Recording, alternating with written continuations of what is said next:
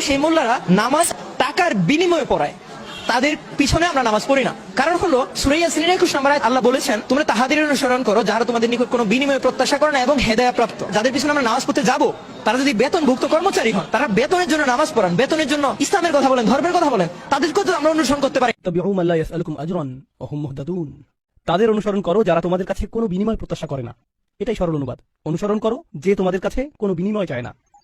ওয়া হুম মুহতাদুন। আর তারা সরল পথে অঙ্গীকারবদ্ধ। মুসলিমরা কোরআনের যে ধারণাগুলোকে ভুল বুঝেছে, এটি তারই।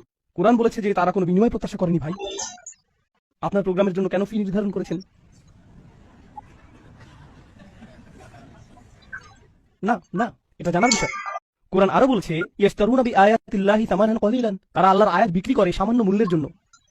নিজের জন্য আপনার লজ্জিত হওয়া উচিত। আল্লাহর আয়াত বিক্রি করা গোটা কোরআনের সবচেয়ে ভুল বোঝা ধারণাগুলোর একটি। বিষয়টা খুলে বলছি।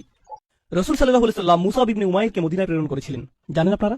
মুসাব ইবনে উমাইর ছিলেন অত্যন্ত প্রতিভাবান তরুণ, যাকে মদিনায় প্রেরণ করা হয়েছিল কোরআন শিক্ষা দেওয়ার জন্য। তিনি ছিলেন অত্যন্ত ধনী পরিবারের সন্তান, কিন্তু তার পরিবার তাকে ত্যায্য করেছিল। এরপর তার পরিধানের বস্ত্রও ছিল না। বদরের যুদ্ধে তিনি শহীদ হলেন। কাফনের কাপড় দিয়ে যখন তার পা আবৃত করা হলো, মাথা উন্মুক্ত হয়ে গেল। আবার যখন মাথা আবৃত করার চেষ্টা করা হলো, পা উন্মুক্ত হয়ে গেল। রাসূল সাল্লাল্লাহু আলাইহি ওয়াসাল্লাম তাকে মদিনায় প্রেরণ করলেন কি শিক্ষা দেওয়ার জন্য? কোরআন। সকালের নাস্তার জন্য তিনি কি খাবেন? সূরা বাকারা। দুপুরে কি খাবেন? রাতে কি খাবেন? রাসূল সাল্লাল্লাহু আলাইহি ওয়াসাল্লাম তার জন্য বেতনের ব্যবস্থা করেছিলেন, যাতে তিনি তার কাজ করতে পারেন। কোরআন শিক্ষাদানের জন্য তাকে অর্থ প্রদান করা হয়েছিল। তারা আল্লাহর আয়াতকে বিক্রি করে, এই কথার অর্থ কি জানেন? এর মানে কি? এর মানে হলো আয়াতগুলোর নির্দিষ্ট অর্থ রয়েছে, কিন্তু মানুষ তা শুনতে চায় না। তো আপনি অর্থ পরিবর্তন করে দিলেন, আর মানুষ যা শুনতে চায় আপনি তাই বললেন, যার ফলে তারা আপনার প্রতি রাগান্বিত হবে না।